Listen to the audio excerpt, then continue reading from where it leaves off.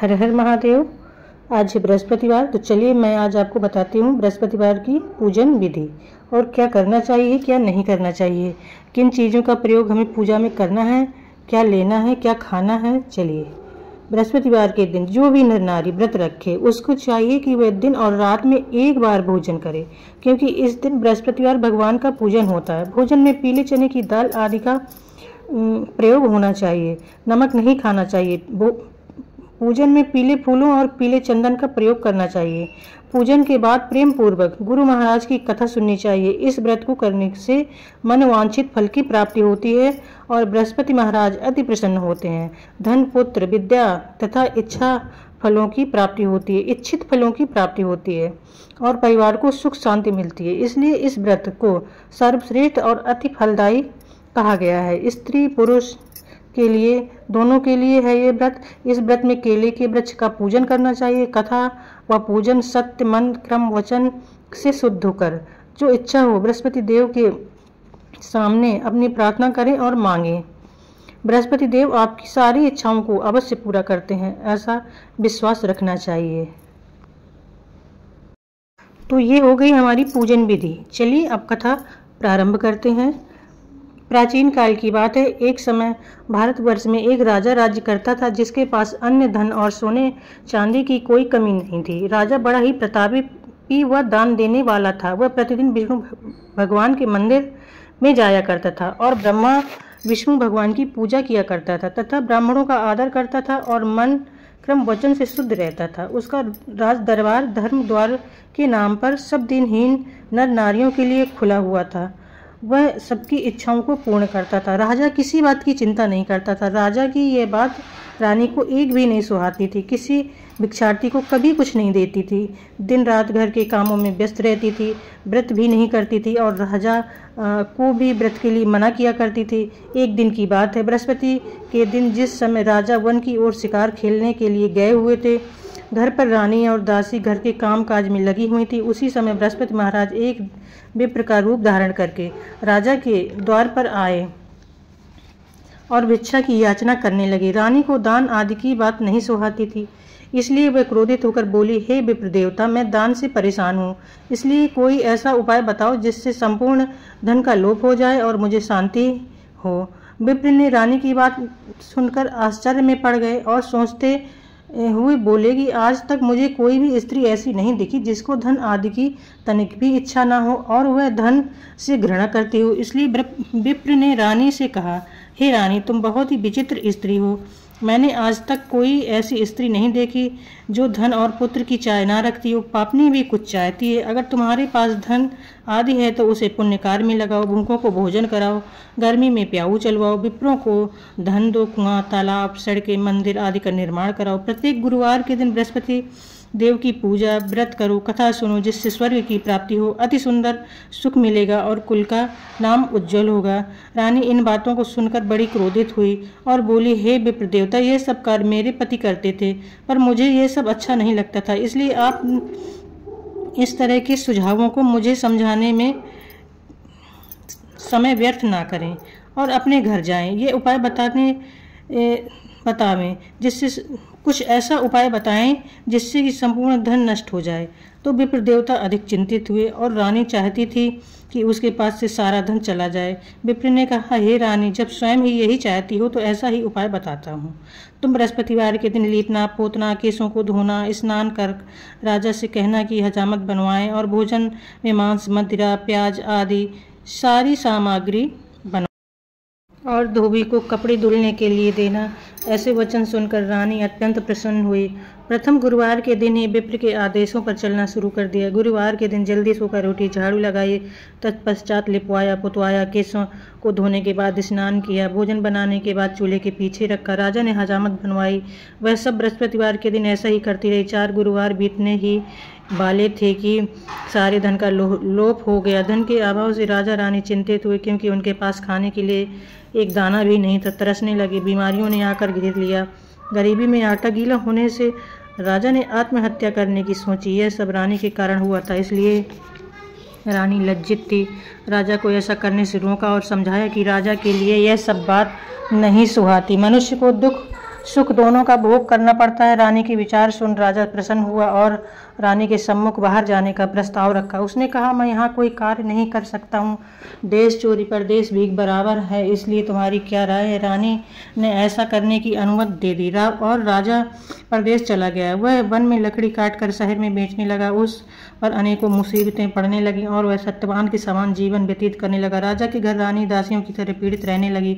रानी सोचती कि बड़े बड़ाई ना करे फिर पीछे पछताए, इसलिए वह अपनी शेष आयु पानी के घूंट पीकर व्यतीत करने लगी। कई दिन भोजन नहीं मिला। एक दिन रानी को जब बिना भोजन के 7 दिन व्यतीत हो गए, उसने दासी से कहा कि दासी, यहाँ पास में मेरी बहन रहती है, तो उसके पास जा, कुछ अन्न ले आ, जिससे कुछ समय कट जाएगा। रानी की आज्ञा पाकर दासी बहन के यहाँ गई।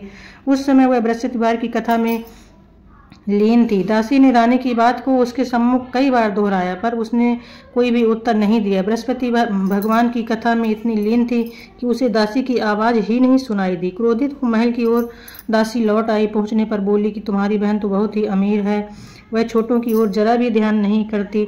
मैंने तुम्हारी बात को कई बार दोहराया, परंतु वह हूँ से हाँ नहीं करी। रानी ने कहा, दासी, इसमें किसी का क्या दोष, आपत्ति आने पर अपने भी पराये हो जाते हैं। दुष्ट व मित्र की परख इसी समय की जा सकती है, तो भगवान चाहेगा तो वही होगा। कोई भी भाग्य तो नहीं बदल सकता। अब यह सब तो हमारी किस्मत का फल है, भोग रहे हैं। ऐसा कहकर उसकी आंखों में आंसू आ गए। बृहस्पति महाराज की कथा के पश्चात उसे दासी का ख्याल आया। जब वह वहां ना दिखी तो अत्यंत दुखी हुई और बहन के घर आई और बोली कि मैं बृहस्पति की कथा में लगी थी। बृहस्पतिवार की कथा के समय न बोलता है कोई, ना उठता है, इसलिए मैंने तुम्हारी दासी को कुछ नहीं कहा। बताओ उसके भेजने का क्या कारण था। रानी बोली, कुछ नहीं, मैंने उससे कुछ अन्न लाने के लिए भेजा था। इस समय मेरे पास खाने के लिए कुछ भी नहीं है। बहन ने कहा, बृहस्पति देव सब इच्छाओं को पूर्ण करते हैं, देखो शायद तुम्हारे यहाँ कुछ गल्ला पड़ा हो। उसने जाकर देखा तो वहाँ एक कोने में अन्न का ढेर मिला। उसे बड़ा आश्चर्य हुआ। दासी ने रानी ने बहन से कहा, मैं इसी अन्न के अभाव के कारण ही तो मैं नित्य व्रत करती हूँ, परंतु गुरुवार के व्रत की विधि वह कथा पूछ लो तो अत्यंत अच्छा होगा। रानी के पूछने पर उसने बृहस्पति की कहानी इस तरह बताई कि एक समय की बात थी। एक गरीब विप्र था जो संतान के अभाव से बहुत चिंतित था। उसकी स्त्री दरिद्र थी। वह बिना स्नान व पूजा किए हुए भोजन करती थी, उसके बाद और काम करती थी। इससे विप्र और भी दुखी था। उसने पत्नी को बहुत समझाया, परंतु वह नहीं मानी। एक मंदिर का पुजारी था। विप्र एक मंदिर का पुजारी था। उसके एक कन्या पैदा हुई। कन्या प्रतिदिन धीरे धीरे बड़ी हुई। वह लड़की रोजाना नहा धोकर भगवान विष्णु की प्रार्थना पूजा करके पाठशाला जाया करती थी। जाते समय मुट्ठी भर जौ ले जाती, जिसे वह रास्ते में बिखेर देती। बृहस्पति भगवान की कृपा से वह जौ लौटते समय सोने के हो जाते थे। लौटकर उन्हें साफ करती। एक दिन लड़की जौ को फटकार रही थी। पिता ने बोला कि सोने का जौ साफ करने के लिए सोने का सूप शोभा देता है। गुरुवार को लड़की ने व्रत रखा और गुरुदेव से सोने की सूप की मांग की। गुरुदेव जी ने लड़की की बात स्वीकार कर ली। जब पुत्री पाठशाला से लौट रही थी, उसी समय जौ बिखरे हुए उठाती, तभी वहां उसे एक सोने का सूप मिला। वह उसे उठा लाई और अधिक खुशी थी। फिर सोने के सूप से साफ करने लगी, परंतु उसकी माँ की आदत फिर भी नहीं बदली। एक दिन वह जौ साफ कर रही थी, उधर से एक राजकुमार निकला। उसकी नज़र उस लड़की पर पड़ी। उसे देखकर वह मोहित हो गया और अपने घर में जाकर बिना कुछ खाए पिए बगीचे में घूमने लगा। राजकुमार के पिता ने देखा तो उसने पूछा कि तुम परेशान क्यों हो, तुम्हें क्या कष्ट है, उसे बताओ, उसे मैं दूर करने का उपाय अवश्य करूंगा। परंतु राजकुमार बोला, पिताजी, आपकी दया से मुझे कोई भी कष्ट नहीं है, परंतु मैं उस लड़की से ब्याह करूंगा जो सोने के सूप से सोने के जौ साफ करती। राजा को आश्चर्य हुआ और बोला, बेटा, ऐसी लड़की का पता मुझे बताओ, तेरा ब्याह उससे अवश्य कर दूंगा। राजकुमार मंत्री को विप्र के पास भेजा और उस विप्र को सब बात बता दी।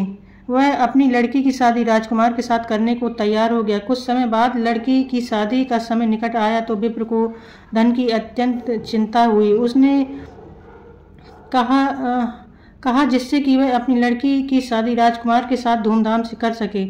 वह एक सेठ के पास गया और ब्याज का रुपया उधार ले आया। शादी खूब धूमधाम के साथ की लड़की के जाते ही विप्र फिर गरीब हो गया और घर में खाने तक ना रहा। विप्र दुखी होकर लड़की के पास गया और घर का सब हाल बताया। लड़की ने माँ का हाल पूछा और पिता से बहुत सा धन दिया। विप्र ने उससे कुछ समय काटा, फिर उसी भांति गरीब हो गया। विप्र फिर धन के लिए लड़की के पास गया। जब समाचार बताई, लड़की बोली कि आप माता जी को यहाँ भेज दीजिए। विप्र लड़की के कहने के अनुसार अत्यंत दुखी हुआ और अपनी पत्नी को लेकर पुत्री के पास पहुंचा। समझाया, पुत्री ने माँ को बहुत समझाया। बोली, तुम नित्य सवेरे सर्वप्रथम स्नान करो, फिर विष्णु भगवान की पूजा करो, तब फिर और काम करो, जिससे तुमको कोई कमी नहीं रहेगी। माँ ने उस पुत्री की एक ना मानी और सुबह उठ कर जूठन खा लिया और पुत्री के पूछने पर कह दिया, मैं तो खा चुकी हूँ। फिर माँ की जिद पर क्रोधित हुई पुत्री एक दिन उसने अपनी माँ को कोठरी में बंद कर दिया और सुबह खोला, स्नान कराया और विष्णु भगवान की पूजा करवाई। तब माँ की बुद्धि ठीक हुई। तब उसे बृहस्पति भगवान का व्रत रखना शुरू करवाया, जिससे अत्यधिक धन की प्राप्ति और सुख शांति हुई। विप्र ने अपने ऊपर शादी के लिए जो रुपया लिया था धीरे धीरे सब दे दिया, परंतु मुनीम ने बेचारे विप्र का रुपया खाते में जमा नहीं किया। वह रुपया खुद हजम कर गया। तो सेठ ने मुनीम से पूछा कि ब्राह्मण अभी हमें एक पाई नहीं चुकाई। तब मुनीम खाता देखने लगा और सेठ से बोला कि हे सेठ, उसने अभी एक पाई भी नहीं दी। यह सुन सेठ बड़ा क्रोधित हुआ और विप्र को बुलाकर बोला, तूने अभी तक एक पाई भी नहीं दी है, इसका क्या कारण है? विप्र साहूकार से बोला, मैंने मुनीम को एक एक पाई दे दी है, अब हमारे ऊपर आपका कैसा पैसा चाहिए? साहूकार बोला, अगर तूने रुपया दे दिया होता तो मेरे खाते में जमा होता। रुपया किसके सामने दिया, इसका कौन गवाह है? विप्र बोला, मेरा कोई भी गवाह नहीं, मैं जिस ईश्वर की पूजा करता हूँ वह जगदीश मेरा गवाह है। सेठ ने क्रोधित हो विप्र को घर से निकाल दिया और बोला, शीघ्र ही रुपया चुकाओ, नहीं तो नालिश कर दूंगा। विप्र ने कई मास बीतने पर रुपया नहीं दिया, क्योंकि वह सब दे चुका था। सेठ ने विप्र के ऊपर नालिश कर दी। जब वह राजा के सामने पेश किया गया तो सेठ ने कहा, मैंने इसको कर्ज में रुपया दिया था, इसने अभी तक मुझे कुछ नहीं लौटाया और कहता है कि मैंने आपकी रकम लौटा दी, अब कैसा रुपया? जब मुनीम ने से पूछा गया तो मुनीम बोला, अभी इसने कुछ भी नहीं लौटाया, खाते भी इसके गवाह हैं, इसने अभी तक कुछ रुपया नहीं दिया। विप्र बोला, हे राजा, मैंने मुनीम का सारा रुपया दे दिया है, इसके लिए हमारे जगदीश्वर गवाह हैं। विप्र के बयान के अनुसार जगदीश को 3 बार आवाज दी गई। बृहस्पति देव ने अपने भक्त की मुसीबत देखी और लगन देखकर स्वयं साधु के रूप में जगदीश के नाम पर तीसरी आवाज देने पर प्रकट हो गए। बोले, मैं जगदीश हूँ, मेरे सामने ही इसने सेठ के रुपए दे दिए हैं, मैंने खाते के पन्ने व नंबर भी बता दिए हैं, इसमें विप्र के सब रुपए जमा हैं। बृहस्पति देव ने इतना बताया और लोप हो गए। सब आश्चर्य में पड़ गए, जगदीश कैसे यहाँ आ गए? सेठ और मुनीम अपना सा मुंह लेकर वापस चले गए। विप्र के मरने पर स्वर्ग को प्राप्त हुआ। उन्होंने बताया कि बृहस्पति का व्रत रखने से मनचाहे फल मिलते हैं। उस दिन से रानी और दासी बृहस्पति की पूजा तथा व्रत करने का निश्चय किया। रानी और दासी दोनों ने गुरुवार के दिन व्रत रखा। दासी पड़ोस में चने की दाल और गुड़ मांग लाई और उसी से गुरुदेव महाराज का पूजन किया। खाने में पीले भोजन की जरूरत थी और जिससे के लिए रानी और दुखी हुई। गुरुदेव महाराज दोनों के प्रेम को देखकर बहुत खुश हुए और उनका कष्ट देखा न गया तो रानी के द्वार पर 2 थाल में पीले भोजन को लेकर प्रकट हो गए। दासी को दोनों थाल देते हुए गुरुदेव ने कहा, ये भोजन तुम्हारे और रानी के लिए है। इतना कहकर गुरुदेव महाराज लोप हो गए। दासी अत्यंत खुश हुई और उसने रानी से खाना खाने को कहा। रानी को यह बात मालूम न थी, इसलिए वह बोली, दासी क्यों मेरी हंसी उड़ा रही हो? दासी ने कहा, हंसी नहीं करती, अभी एक साधु दो थालों में खाना दे गया है और दोनों को खाने के लिए कह गया। रानी और दासी पहले गुरुदेव को प्रणाम किया और फिर खाना खाया। उस दिन से उन दोनों ने हर गुरुवार के दिन गुरुवार का व्रत विष्णु भगवान की पूजा शुरू कर दिया। गुरुदेव महाराज अति प्रसन्न और हुए और रानी तथा दासी को पहले की भांति धन युक्त कर दिया। रानी ने फिर आलस करना शुरू कर दिया। रानी ने दासी से कहा, तुम पहले इसी प्रकार आलस किया करती थी, इस धन से तुम्हारे इसलिए धन का लोप हो गया था। अन्य के कारण हमें बहुत से दुखों का सामना करना पड़ा और राजा का अभी कोई समाचार नहीं मिला, इसलिए अब इस धन को पुण्य के कार्य में लगाओ। कुआं, तालाब, मंदिर, बगीचे, सड़क आदि बनवाओ, विप्रों को दान दो, गरीबों की इच्छाओं को पूरा करो। गर्मियों में ब्याऊ कुमारी कन्याओं को विवाह करो, जिससे तुम्हें शांति मिलेगी और कुल का नाम ऊंचा होगा। पितर खुश होंगे और राजा का भी पता लग जाएगा। रानी ने दासी के कथनानुसार सब काम किया, जिससे जिसकी प्राप्ति हुई। और एक दिन रानी राजा के बारे में सोचकर रोने लगी। दासी ने पूछा तो बताया कि पता नहीं राजा इस समय क्या मुसीबत में होंगे, अभी उनका कोई समाचार नहीं मिला। तो दासी ने रानी को समझाया और बोली कि इस तरह रोने से कुछ नहीं होगा, तुमको गुरुदेव की पूजा करनी चाहिए, उन्हीं की कृपा से हमें मिल जाएंगे। दोनों ने मिलकर गुरुदेव महाराज की प्रार्थना की। गुरुदेव ने राजा को रात्रि के समय दर्शन दिए और बोले कि राजा, तेरी रानी को तेरी याद सताती है, इसलिए तुझे रानी के पास अवश्य जाना चाहिए। राजा की आंख खुलने के बाद सोचने लगा कि औरत को तो सोने और खाने में साथ दिया करती है, रानी मुझे क्यों याद करती है। राजा ने इस स्वप्न से पहले ही भी गुरुदेव जी के दर्शन एक साधु के रूप में किए थे। जिस समय विदेश में राजा जंगल में लकड़ी ला शहर में बेचता था, एक दिन राजा लकड़ी काटता था और पुरानी बातें सोचकर दुखी था। उसी दिन गुरुदेव महाराज एक साधु के भेष में आए और राजा से चिंता का कारण पूछा। राजा के नेत्रों में आंसू आ गए और धैर्य के साथ साधु के चरणों में शीश नवाया और बोले, हे गुरुदेव, आप सब जानते हैं। राजा ने सारी बात बताई और बोला, साधु दयालु होते हैं, आप मुझ पर कृपा करें जिससे मेरे सब दुख दूर हो जाए। साधु ने बताया, तेरी औरत ने गुरुदेव महाराज का अनादर किया, जिससे तेरी यह दशा हुई। अब तुम चिंता मत करो, भगवान पहले से ज़्यादा धन देंगे और तेरी औरत को बृहस्पति का व्रत रखना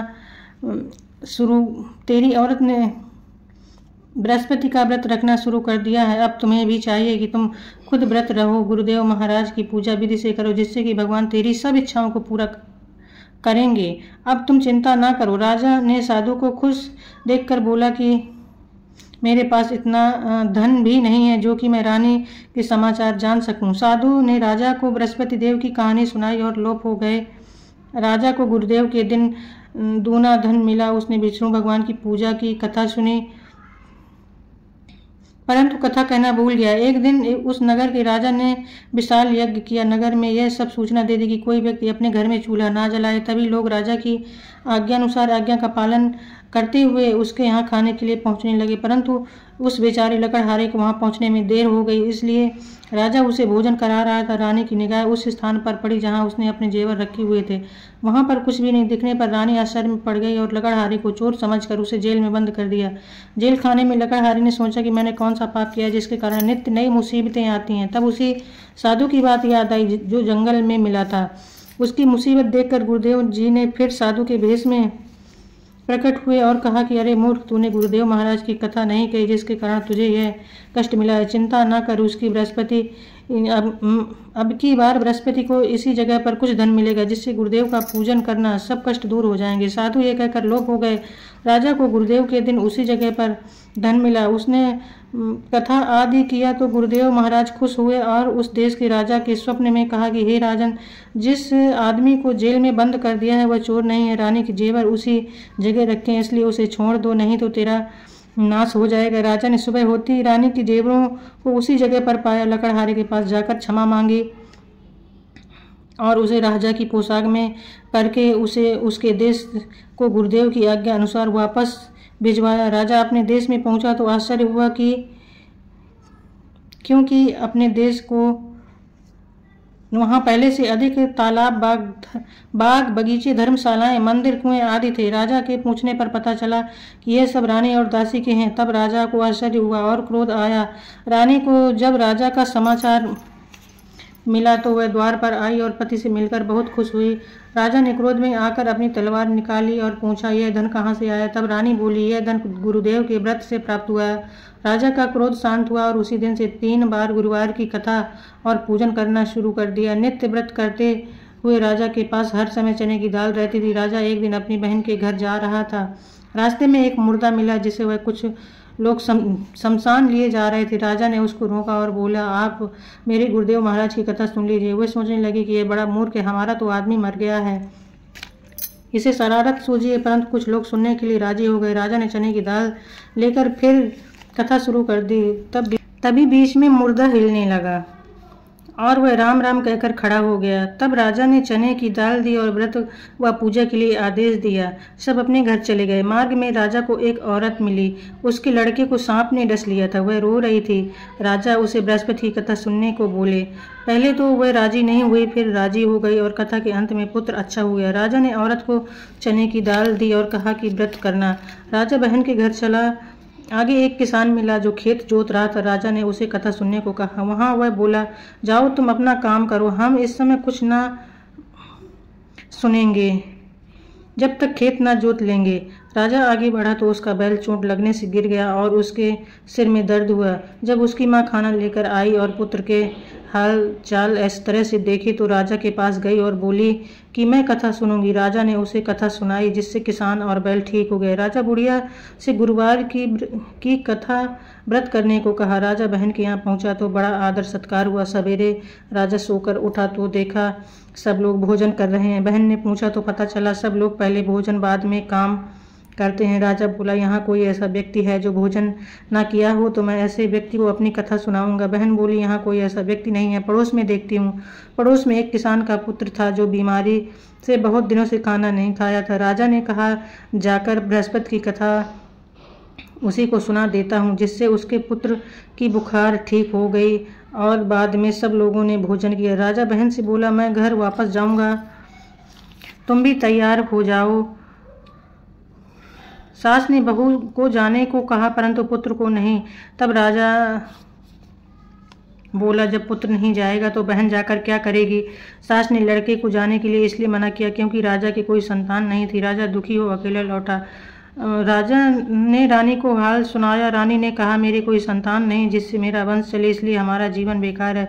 रानी राजा को धैर्य दे बोली, आप गुरुदेव जी से हमारी सभी इच्छाएं पूर्ण की हैं, वह संतान की इच्छा भी पूरी कर देंगे। रानी के कुछ माह बाद गर्भ हुआ, जिससे उसको एक पुत्र की प्राप्ति हुई। राजा रानी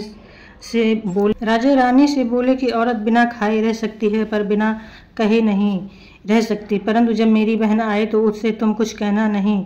रानी बोली, ठीक है। राजा की बहन को जब ये हाल मिला तो बधाई संदेश लेकर आई। रानी बोली, घोड़ा चढ़ आई नहीं। बहन बोली, अगर हम ऐसा नहीं कहते तो आपको पुत्र कैसे प्राप्त होता। जो भी मन क्रम वचन से शुद्ध हो तथा कथा सुनता है, विधि पूर्वक व्रत करता है, उसको बृहस्पति देव की कृपा से मनोवांछित फलों की प्राप्ति होती है। बोलो श्री बृहस्पति देव की जय।